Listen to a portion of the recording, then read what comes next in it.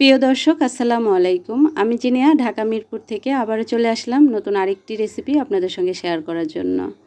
Eid special নবাবী সেমাই, মুখে স্বাদ লেগে থাকার মতো। চলুন মূল রেসিপিটা দেখে নিব। ফ্রাই প্যানে পরিমাণ মতো বাটার দিয়ে দিব। বাটারটা মেল্ট হয়ে গেলে এখানে লাচ্ছা সেমাই দিয়ে দিব 400 গ্রাম পরিমাণে। আপনারা চাইলে এখানে ঘিও ব্যবহার করতে পারেন বাটারের পরিবর্তে। লাচ্ছা সেমাইটা বাটারের সঙ্গে একটু মিশিয়ে নিচ্ছি। তারপর এখানে চিনি দিয়ে দিচ্ছি। 400 গ্রাম লাচ্ছা সেমাইয়ের জন্য 4 টেবিল চামচ চিনি ব্যবহার করছি। আর দিয়ে দিব 1 কাপ পরিমাণে গুঁড়া দুধ। আর চিনিটা যতক্ষণ না মেল্ট হয়ে যায় এই সেমাইয়ের সঙ্গে নাড়াচাড়া করতে থাকবো। আর এটা 6 থেকে 7 মিনিটেই চিনিটা খুব সুন্দরভাবে গলে যাবে এবং সেমাইয়ের সাথে মিশে যাবে।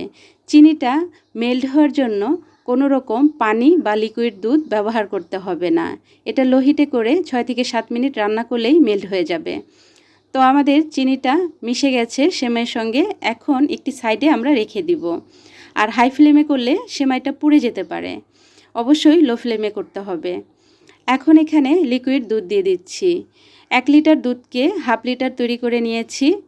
আর এখন এই ক্রিমের জন্য আমি 2 টেবিল চামচ চিনি ব্যবহার করছি। চিনিটা বুঝে শুনে দিতে হবে। চিনিটা যদি বেশি পরিমাণে দিয়ে দিই তাহলে কিন্তু ক্রিমটা খেতে স্বাদ হবে না।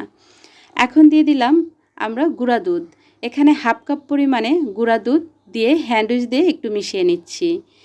আর ক্রিমটা যদি একটু শাইনি খেতে চান তাহলে এখানে ডানো ক্রিম ব্যবহার করতে হবে, বা যে কোনো ক্রিম আপনারা ব্যবহার করতে পারেন।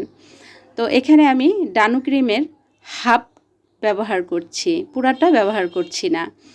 আর এটা একদম ঠান্ডা অবস্থায় আমি দিয়ে সব কিছু একসঙ্গে মিশিয়ে নিলাম।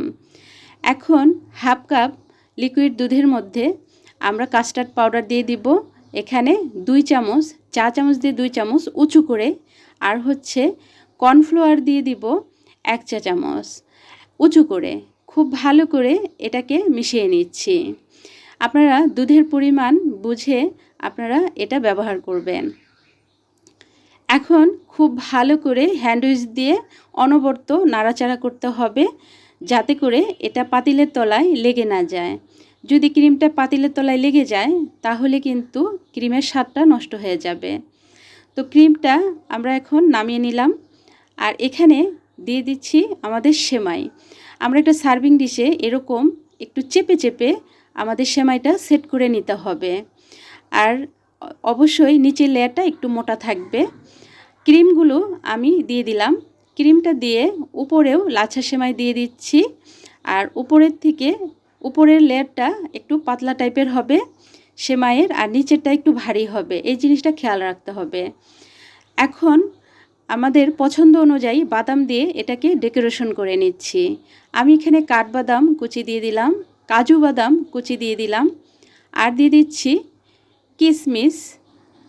এটা খেতে স্বাদ হবে এবং দেখতেও খুব রাজকীয় ভাব হবে। যত বেশি বাদাম হবে তত দেখতে সুন্দর হবে, খেতে ভালো লাগবে।